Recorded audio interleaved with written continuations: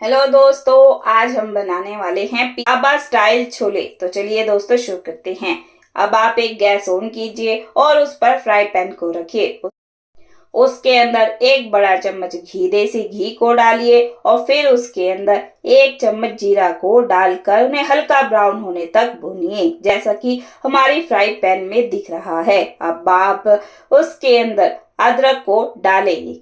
याद रखिए दोस्तों, अदरक कटा हुआ और कसा हुआ होना ही चाहिए। जब तक आपका अदरक हल्का ब्राउन ना हो जाए तब तक इसे भूनिए। फिर इसके अंदर कटी हुई हरी मिर्च को डालकर हिलाएं और फिर इसके अंदर थोड़ी सी स्वाद अनुसार लाल मिर्च को डालें और फिर आप इसके अंदर टमाटर की प्योरी को डाल दें। 2 तेज पत्ते को डालें और एक कटा हुआ टमाटर को भी डालकर अब अपनी टमाटर की प्योरी को अच्छे से हिलाएं।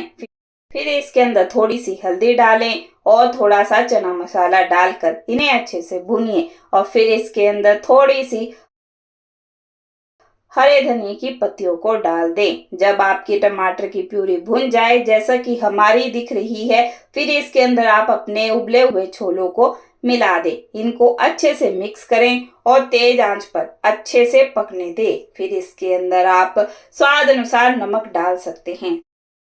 तो दोस्तों देखिए हमारे छोले कितने अच्छे से बन रहे हैं। जब ये अच्छे से भुन जाए तो इसके अंदर एक नींबू का रस डालें और अच्छे से पकाएं। फिर इसके अंदर हरा धनिया डाल दें और जब आपके छोले बन जाए तो उन्हें गैस से उतार लें और हरे धनिया की पत्तियों से डेकोरेट कर दें। अब आप इन्हें चावल के साथ खा सकते हैं।